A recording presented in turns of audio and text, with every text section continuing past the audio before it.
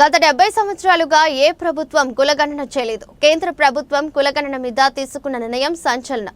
Congress party నాయకులు మరియు BC సంఘాలు తెలంగాణలో చేసిన కులగణనను ఒప్పుకోలేదు. వారి పార్టీ కార్యకర్తలై ప్రతులను చించేశారు. కాంగ్రెస్ పార్టీ వ్యతిరేకించిన ఆర్టికల్ 370 మరియు వక్ఫ్ బిల్లును ఆమోదించింది. దేశంలో విప్లవాత్మక ధైర్యమైన నిర్ణయం తీసుకోవాలన్న బీజేపీకే చెందింది. కులగణన బిల్లు మా ద్వారానే వచ్చిందంటున్న కాంగ్రెస్ ప్రభుత్వం మీరు ఇచ్చిన హామీలై నెరవేర్చే పరిస్థితి లేదు. 1931లోనే బ్రిటిష్ ప్రభుత్వం కులగణన చేస్తే మళ్ళీ ఇప్పుడు బీజేపీ ప్రభుత్వం చేపడుతుంది.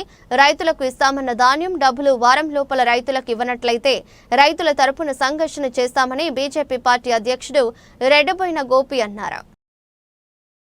వ్యాప్తంగా ఏదైతే సంచలనాత్మక నిర్ణయాలు భారతీయ జనతా పార్టీ కేంద్ర ప్రభుత్వం నరేంద్ర మోదీ గారి ఆధ్వర్యంలో తీసుకుంటారో మరి దాని గురించి దేశవ్యాప్తంగా ఒక చర్చ జరుగుతుంది. మరి ఈరోజు స్వతంత్రం వచ్చిన 75 సంవత్సరాలలో ఎవరైతే 60 సంవత్సరాలు పాలన చేసినరో వాళ్ళు ఎన్నడూ కానీ కులగణన గురించి మాట్లాడిన పాపాన పోలే. 1931లో బ్రిటిష్ ప్రభుత్వం ఆనాడు కులగణన చేసింది. మరి 1931 తర్వాత స్వతంత్రం వచ్చినాక సుమారు 60 సంవత్సరాలు పాలించిన కాంగ్రెస్ ప్రభుత్వం ఒక్కనాడు కూడా కులగణన గురించి ఆలోచన పాపన పోలేదు. చాలా సందర్భాల్లో జనగణన చేసింది, కానీ కులగణన చేయలేదు.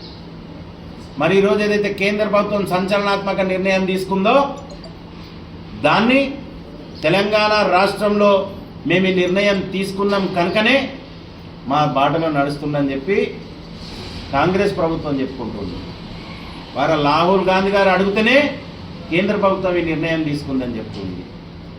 ఏదైతే తెలంగాణ రాష్ట్రంలో రేవంత్ రెడ్డి